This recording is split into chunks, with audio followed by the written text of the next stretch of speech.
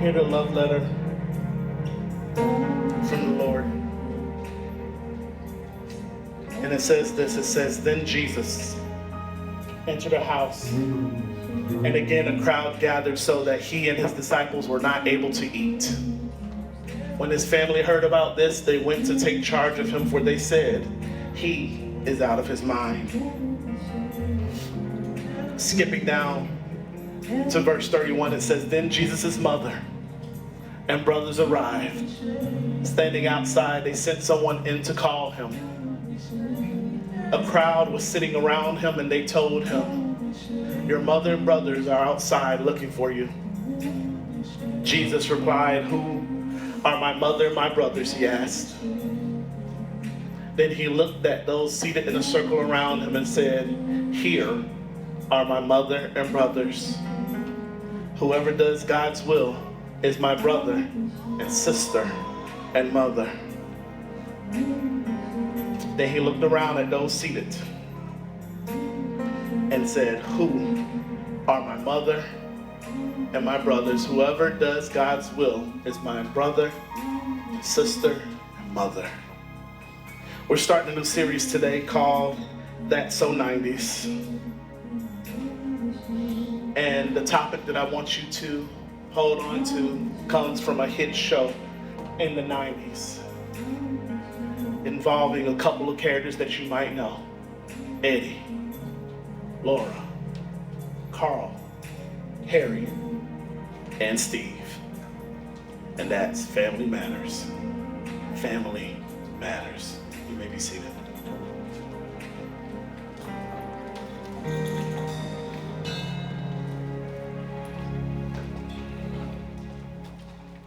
How y'all doing today? Good. Good, all right, listen. If I trip up here, don't laugh too hard, all right? I'm gonna try not to, but we never know. So family, listen, we're starting a new series today called Family Matters. Well, that's so 90's. When I first thought about this series, I thought it was gonna be more of a fun series to do. When you plant a church, they encourage you to do something called a summer series that is meant to bring people in. And so a lot of churches do series called movie series, where they take movies and they theme the sermons around the movies, or even they show the movie. And for us, I was like, well, I don't really like doing all the movie series. Like they good, but I don't feel like preaching on Finding Nemo. I don't feel like doing that. I don't feel like preaching on Moana, right? And the thing that hit me was, let's preach on the 90's. Let's talk about the 90's. And Pastor Kendra's like, what you gonna do about the 90's? And I was like, well, you out, so I'm preaching on Moana. But as I thought about this, it made me really begin to think about that so much of the culture that we're dealing with now originated in the 90's, right? There is one person who had a quote that said that when we try and look at the issues of the world, we don't go back far enough to look. He was referring to this concept called apostolic genius, which is in the Gospel of Acts. If you were in our Acts Deeper series, then you've heard me talk about this. But I also would argue that sometimes we don't have to look too far back. We just have to recognize the trends that are reoccurring. Police brutality. Rodney King was in the 90's. Police brutality is in the 2020s. Right? Presidents who take advantage of people was in the 90's. Presidents who take advantage of people are in the 2000s. Family values being misaligned were in the 90's. Family values being misaligned are in the 2020s. Good music started in the 90's. California love. That was my jam right there.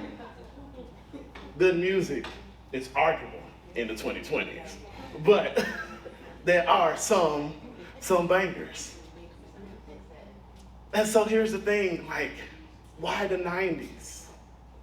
Because many of the things that we're doing and dealing with right now happens in the 90s. And there's a quote that was given credit to by this man by the name of George Santayana that says, "Those who do not remember the past are condemned to repeat it."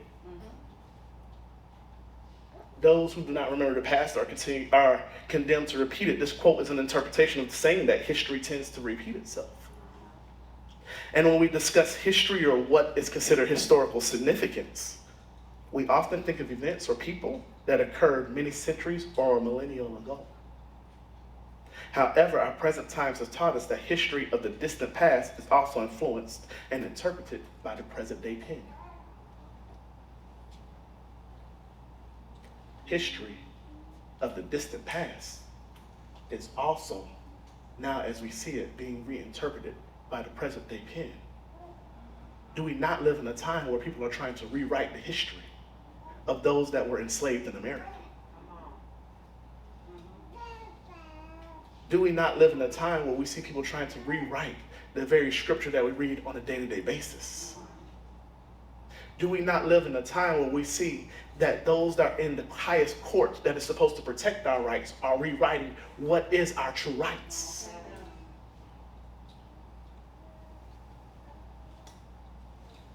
It is dangerous for us not to understand history, because present day time, people are rewriting what we will one day call history. It is important to acknowledge that the exact wording of the quote may vary slightly in different sources, but the essence of the message remains the same. The quote serves as a reminder that understanding and learning from history is crucial to avoiding the mistakes of the past and creating a better future. In our current era, we have witnessed how the present can shape and reinterpret historical narratives. The society evolves, perspectives change, and new information becomes available. Our understanding of the past can be reevaluated and revised. And this realization highlights the dynamic nature of history and emphasizes the importance of continuously re-examining and learning from it. Those who do not remember the past are destined to repeat it. So by studying history, we gain insights into human experiences, social patterns, and consequences of past actions.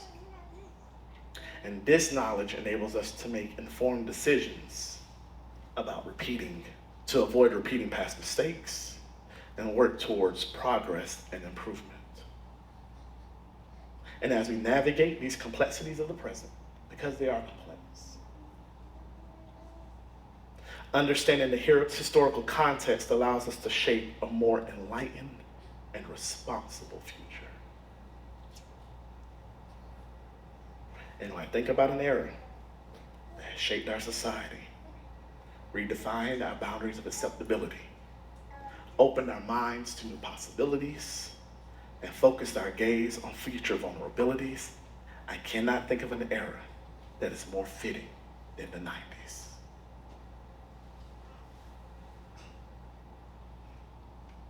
It has opened our minds to new possibilities. The internet was made public in the 90s. Text messaging originated in the 90s. East Coast, West Coast battle occurred in the 90s. Cosby Show, Different World, Fresh Prince of Bel-Air, all 90 shows. And when we think about it, Family Matters also originated in the 90s. The 90s shaped so much of our ideal of what is fashion, our ideal of what is acceptable, our ideal of even defining what is considered to be a person.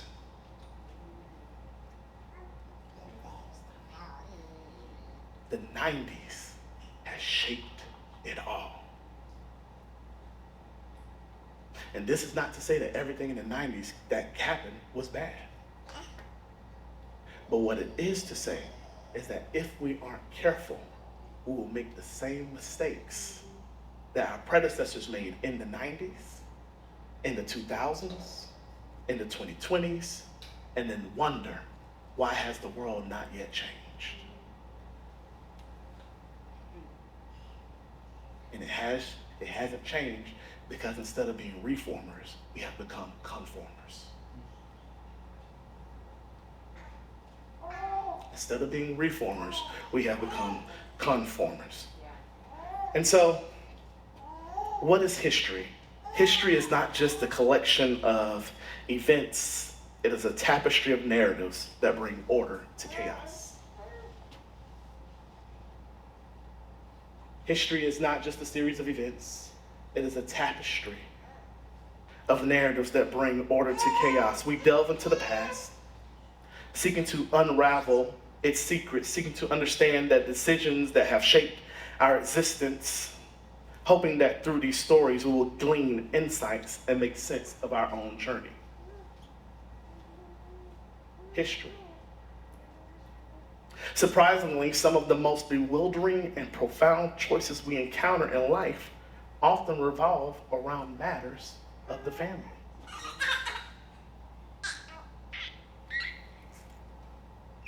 Family matters. And what are family matters? These are moments that test our resolve. Your family gets on your nerve.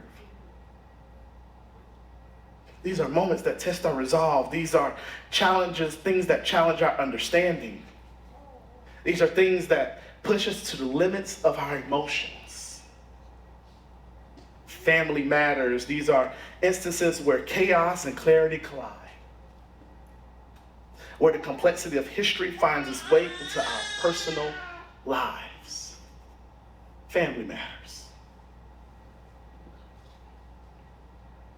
These are the generational trends that we don't want to talk about, that we misdiagnose as curses, not recognizing and understanding that when you say it is a curse, then you are alleviating yourself of the ability to break the cycle that has held your family hostage for so many years. Family matters. And so in our quest for a richer perspective, it is crucial to recognize the intricate interplay between our family dynamics and the broader sweep of history. By doing so, we gain a deeper understanding of the powerful forces that have shaped our familial bonds, our cherished traditions, and the lasting legacy we are destined to leave behind. And this awareness serves as a key to unlock our potential. We look for this thing called revelation in our lives, but what we have taught you is that there's a process called the Wesleyan quadrilateral that is given credit to Charles Wesley, but that is not the originator of it. And what he says is that true revelation is not independent of our lived experiences, our traditions that we are grown up on, our reading of scripture, and our divine insight. Meaning that history impacts all of how we interpret not only ourselves, but our families, and therefore it impacts how we see our future. You cannot divorce yourself from the issues of your family and still think that you're going to be able to step into your greatness, because you need to understand what is the thing that you're trying to leave behind that you need to help you project forward. It is possible that some of the issues that keep you from having a great relationship, some of the issues that hold you back financially, some of the things that keep you from having a connection to God are not issues of yourself, but they are issues of the past. Issues of the family that you have yet to deal with, issues that have been buried down beneath the soil that no one has told you about, issues that the devil revels in, that the enemy loves to bring up, and you're wondering, why do you have so much doubt about yourself? And it's not that you have so much doubt about yourself, you're just being forced to remember the tragedies that have occurred in your family. Because family matters. It is not that it's a generational curse. It is the generational unspoken trends that hold us back, that perpetuate themselves as curses. Because the matters that occur in our family are the matters that, if we're not careful, we will carry forth into our next family.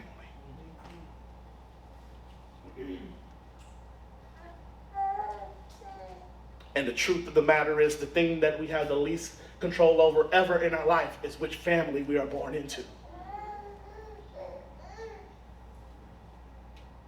You have zero control about who you are born into, but you have all the control about how you react to them later on in life. And so we have to have a story such as this, where we're having a conversation about family matters, because you need to understand that there's a part of you that controls the next you that is to come. No, you can't control that your father is not present, but you can control how long you wallow in his absence. No, you can't control how your mother spoke to you, but you can control how you treat her moving forward. You cannot control the socioeconomic status in which your family was brought into, but you can control the socioeconomic status in which you are growing into. It is not saying that there is not a such thing as systemic issues that are occurring in society, but what it is saying is that we all have the opportunity to help dismantle some of the systemic oppression that is happening. Because a system is comprised of people. And this is why it is important for us not just to understand our family of our blood, but it's also important to understand the family of our faith. Because both impact how you see yourself. And not only do they impact how you see yourself, they impact how you see God. And so if you see God as a God that is always looking to have an I got you moment, then you live a life that is rooted in fear and not a life that is rooted in freedom. Which is the opposite of what Scripture reminds us, because it says that who Christ has set free is free indeed. Which means that the way that we live life should not be a life full of chains. It should be a life full of standards, but it also should be a life full of freedom.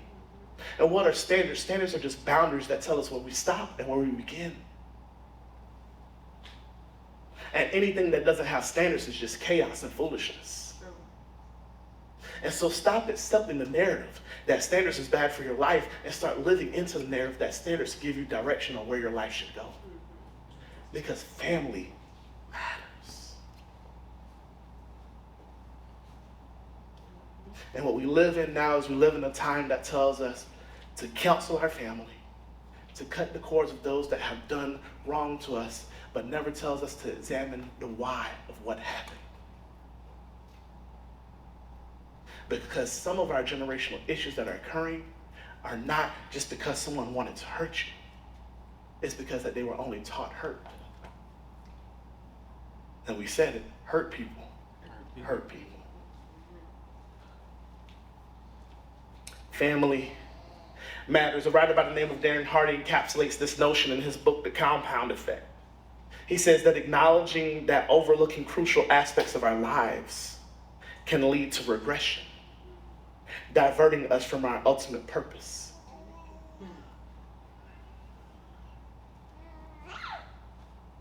Acknowledging that overlooking aspects of our lives can lead to regression, diverting us from our ultimate purpose. It means that if you want to get from where you are to where you want to be, you have to start by becoming aware of the chaos that led you away from your desired destination. This is emphasizing that to reach our destination, we first must become aware of the choices that steer us away from it. But here's the thing, in the midst of the challenges and the complexities that arise, the thing that impacts most of our choices are matters of the family. And what makes it even more difficult is because we also have to remember the fundamental reality is that our families do matter.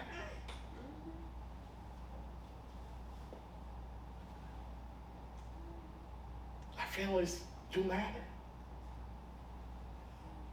They are the foundation of our society. Family is the foundation of our culture. It is the thing that when people who were oppressed were brought to the States, the first thing that they tried to do was dismantle our families, confuse our language, keep us from being able to communicate, indoctrinate us with a religion that was not the true Christianity, rip the pages out of the Bible that was meant to encourage us to live a life of freedom, and then reinterpret them to be a message of oppression and repression. Because they understood that the power of the family is the power to break the chains of slavery. They understood that the power of the family is the power to break the chains of enslavement. I'm going to say that again. The power of the family has the power to break the chains of enslavement. And what happens when we divorce ourselves from understanding the power of our family, we take away our powers to break away the chains of our present day enslavement. What is the thing that has captured your mind so? What is the thing that is keeping you stuck in the routines of complacency? What is the thing that keeps you from saying yes to opportunities that God has opened for you time and time again? And the power of the family is the power to break the chains of enslavement. The power of the family is the power to propel you to greatness. Family matters. And so in Mark, we see Jesus shows us how healthy family matters, because healthy family shapes, strengthens, and supports.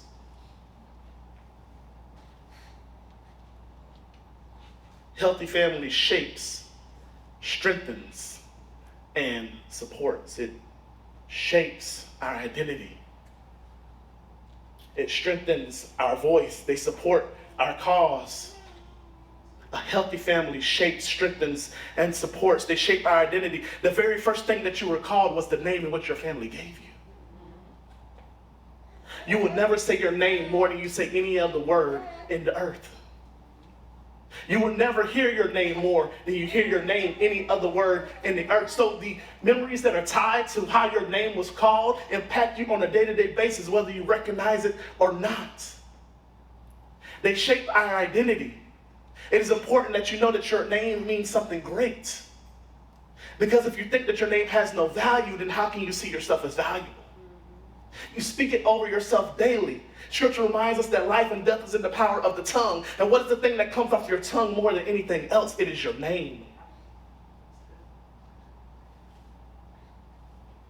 One of my favorite movies is The Black Panther. And if you saw the sequel, Wakanda Forever, then you might have missed that there's a reimagining of a moment in the final scene of Wakanda Forever, and then the climactic scene of the Black Panther, in which Killmonger and the son of T'Challa are asked the exact same question. Who are you? And both of them do not give the name in which other people have called them. They give the name in which their parents have named them. Njadaka, T'Challa, son of, letting you know that they have a claim to royalty. And what I am telling you today is, once you ask yourself, when you look at yourself in the mirror, you need to ask yourself, who are you?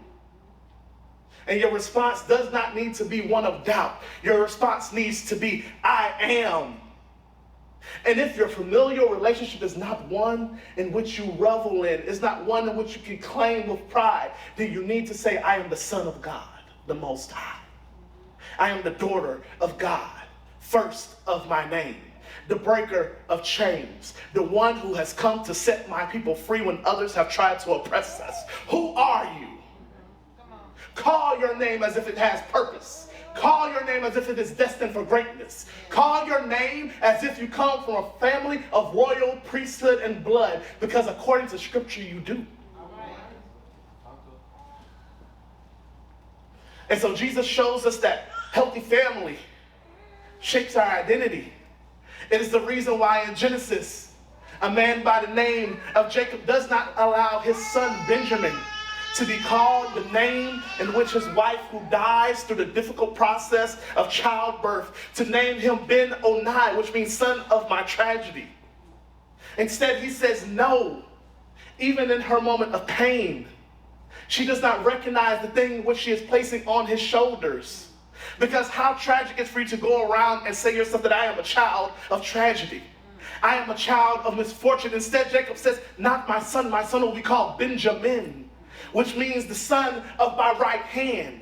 And if you understand what the right hand is, the right hand in Jewish culture is the hand of covenant, which means that Benjamin is not just the son of my right hand. Benjamin is the son of promise. Benjamin is the son that I didn't know I need. Benjamin is the one that God has said will be with me forever. Benjamin is the one that will carry my lineage from time to time. And if you understand the story, you will understand that it is Benjamin that moved the heart of Joseph to bring everyone over, because Joseph, when his brothers had betrayed him, the family issues, he asked, do I have another brother?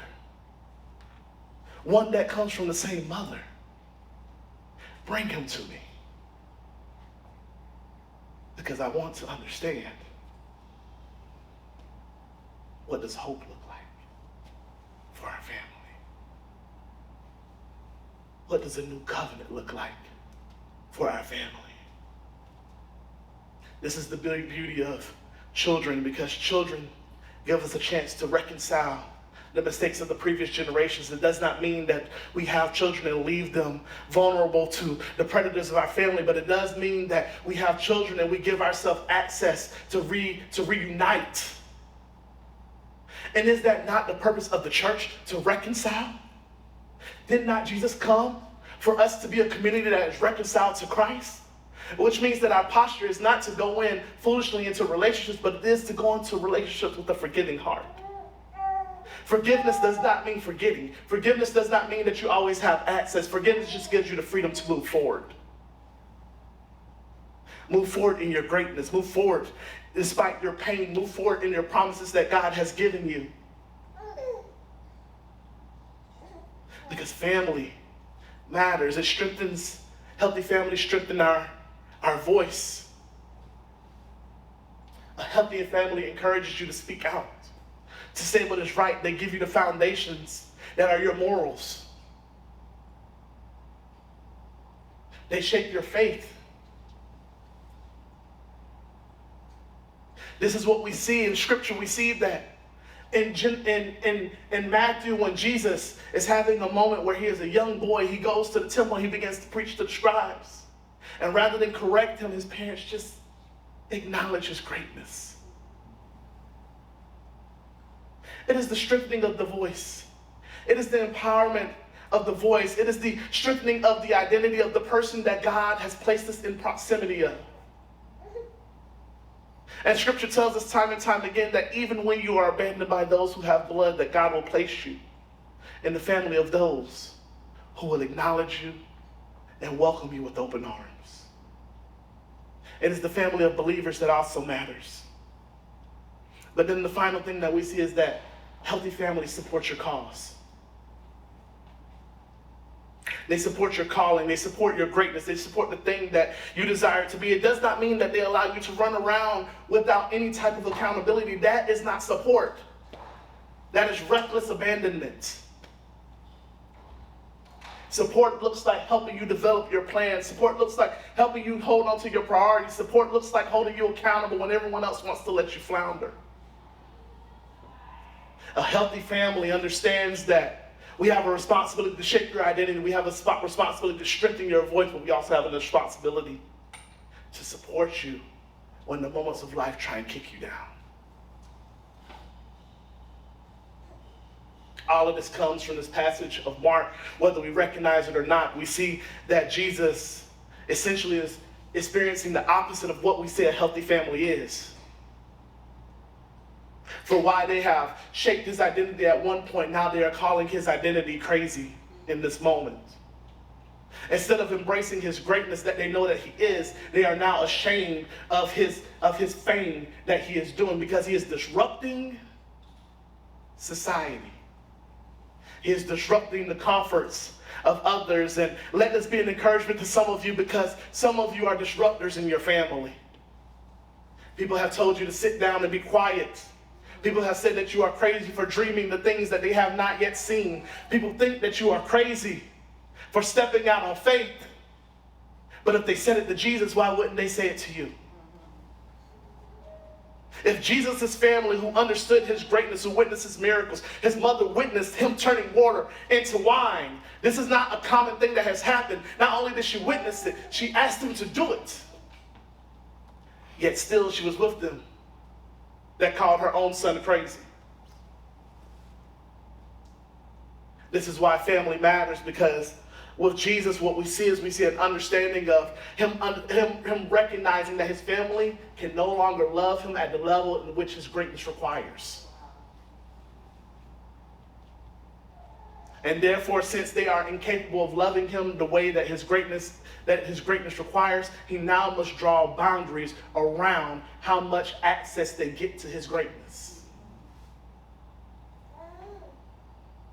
It is understanding that we don't just remove ourselves from our family, but it means that our family doesn't get access to all of our life. That there are certain areas of us that they are not equipped to handle. And that can look very different for many of us. For some of us, if you are one who comes from a family that has struggled financially, do you feel the very real burden of lifting everyone else up financially? But the reality is that you can't help everyone up, because everyone doesn't want help.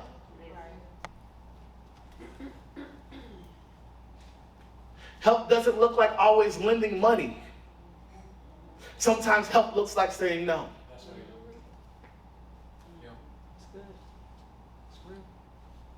And this is the thing that happens in societies of culture and marginalized groups, is that we have had the noose of raising up the entire group of people around one person's neck, instead of recognizing that if a noose is tied around one person's neck, that means that that person dies.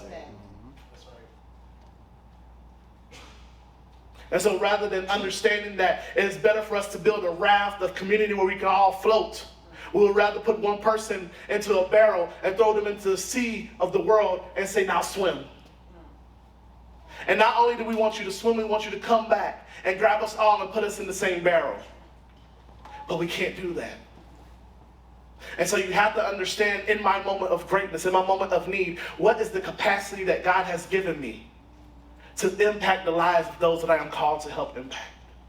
And the reality is that for some of us, it is not the generation of the past. For some of us, it is you being the hope for the generation of the future.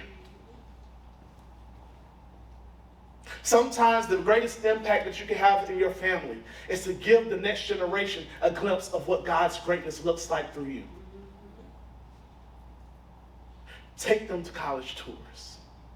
Help them open up a bank account. Sit them down and show them what does it look like to have a sustainable budget within their means, but not squash their dreams. Help them understand the importance of financial responsibility at an early age, while also helping them understand and imagine how they can help dismantle the systems of oppression. Because you don't have to do either or, you can do both and. And so they didn't understand Jesus' full capabilities. They couldn't appreciate his voice, but then the other thing that they did is they let other people's words impact how they saw him. The scripture tells us that what they heard was the people. Who? Who are the people? Who are the ones talking? Because the ones talking to you have to feel comfortable enough to talk to you about me for them to talk to you. Which means that by them talking to you about me, it's not you strengthening my voice, it is you repressing my identity. This leads us to the question of what is our responsibility as family members with one another? It is to be a defender of those that can't defend themselves in rooms where they're not present.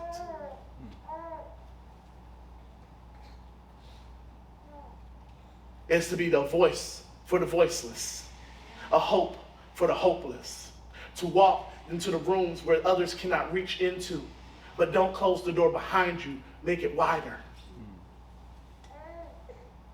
Because family matters. It is these matters of the family that do so much for not only ourselves, but our community. It is understanding that if it happened to Jesus, it can happen to us. And so as I close, I just think that the scripture shows us so much about how to handle difficult family situations. The first thing we see is that Jesus, in his maturity and his emotional intelligence, one thing that he does is he begins to redefine what is family without disparaging his family.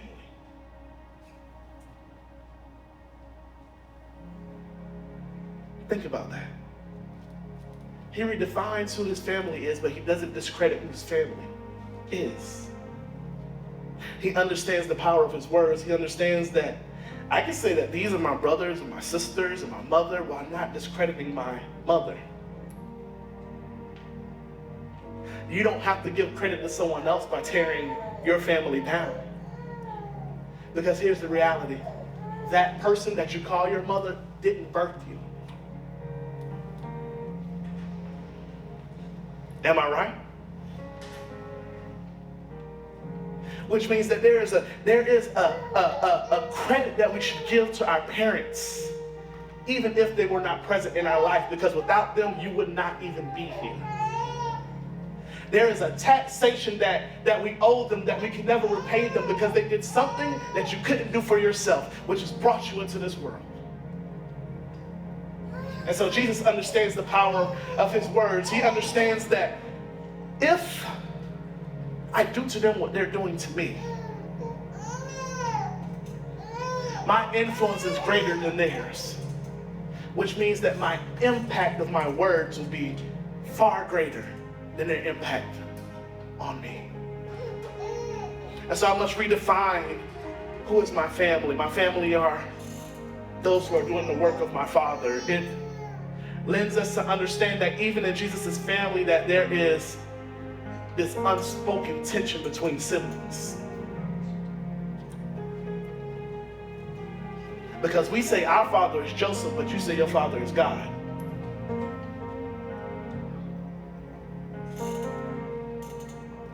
We don't like to talk about this very real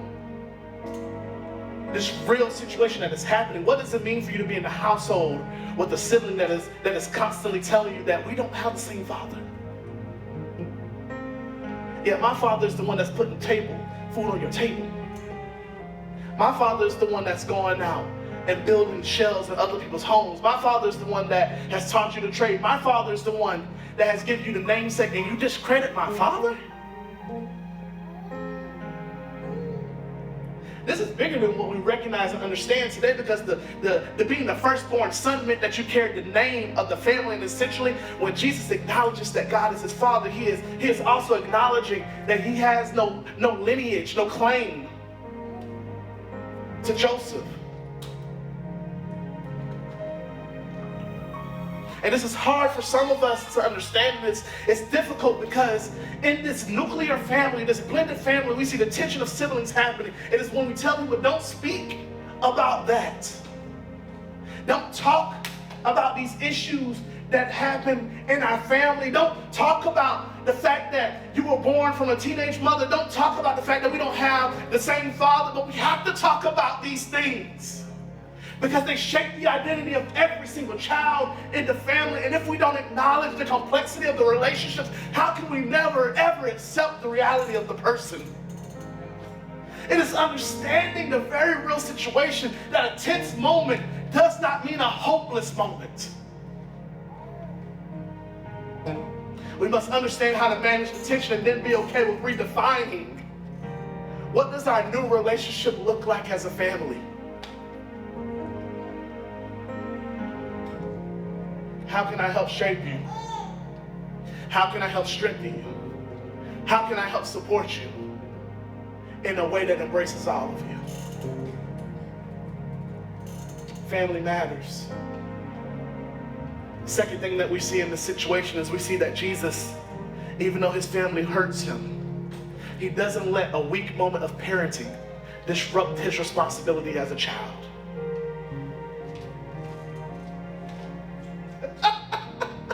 Who missed that? He does not let a flawed moment of parenting disrupt his responsibility as her child.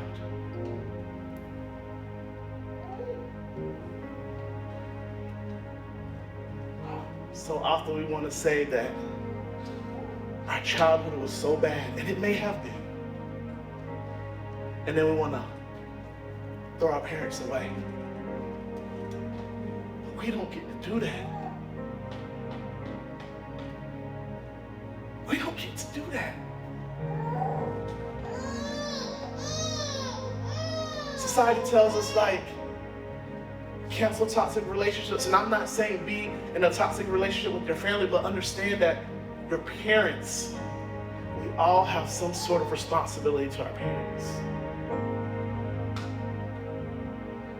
On the cross, after all of life has happened, in his most intense moment of pain and anguish, Jesus looks down at his mother, who he is leaving. And with his last words, he says, "Mother, this is your son. Son, this is your mother." It is him doing his duty as her firstborn son, and so making sure that she is not a widow, that is not taken for granted. Why is this important? Because if she did not have someplace to go, it meant that she could be a slave to someone else. She would be the beggar that he was healing. And so he says, I understand, like in Mark, you came to get me.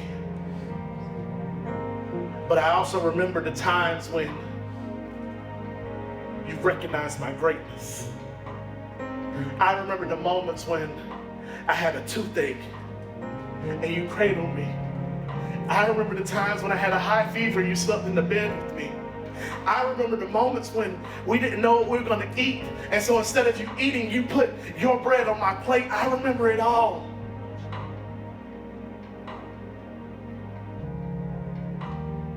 And I don't know what it's like.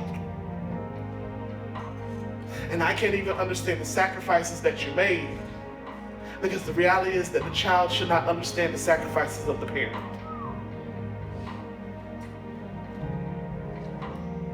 But Scripture tells us to honor our fathers and our mothers so that our days may be long and the things that we do may be blessed, which means that even the parents that are absent, we have a responsibility to.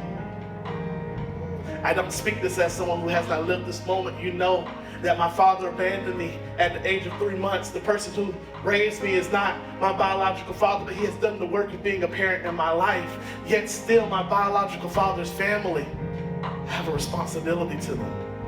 I have a responsibility for Titan and Noor to know that they have an uncle who's been good to me. I have a responsibility to them to know that they have a grandma Ida who was an entrepreneur, so that when they desire to be an entrepreneur, that they can know that it's not something that comes out of happenstance. This is your family matters. These are the matters of the family that are rooted down within you. I have a responsibility to let them know the hardships of the family in a way that they can understand how to protect themselves from the generational trends that the enemy try to play on them. I have an understanding and a right to tell them what their name means. Titan, your name means strength and defender of God. It wasn't something that we came up with. We did it with intention and purpose, because we know that because we fought for you for so long, that you were destined for greatness. Because anything worth fighting for has to be great. Nor, it's not that you were just something that happened. No, You came quicker than your brother, but you have been a light in our family. You light a fire for us for Christ. And so your name means light and devouring fire. It is names of purpose and intention, so that when in their dark moments she can say, I am light. I am fire. In his moments of weakness, he can say, I am the embodiment of strength and the defender of God. It is understanding that our responsibility as their father is to encourage them and equip them with the matters of the family. Because family matters. And so for us today, listen. The sermon has so many different levels to it. And one level that we didn't even touch on, but it's important, is that not only does your biological family matter, your spiritual family matters. And part of being part of the spiritual family means that you say yes to Christ, who has already said yes to you. He is the friend that sticks closer to you than a brother. He is the one that can help you change your identity so that you can know that your name has value and that you matter. It is Jesus who reconciles the abandoned into the family of believers. It is Jesus who brought the children of God back into unity. It is Christ who is the joining factor for all God's children of the world. And so we want to invite you to a relationship with Christ, because this family matters as well. Not only does it matter that you become a part of Christ, but it matters that you're in the church family that helps you understand your value and your worth. It is us here at Capacity. That's why we try and teach you how to think theologically, and we don't just speak to you about theological terms. Theology, the understanding of God. How can we help better your understanding of God's word so that you can grant your own interpretation of what Scripture is? Because if the only thing you can do is regurgitate what I am saying, then how do you know what you believe for yourself? We're a church of thinkers, but we're also a church of activators. And so we want to encourage you to be a part of the church as well. This is the beauty of baptism.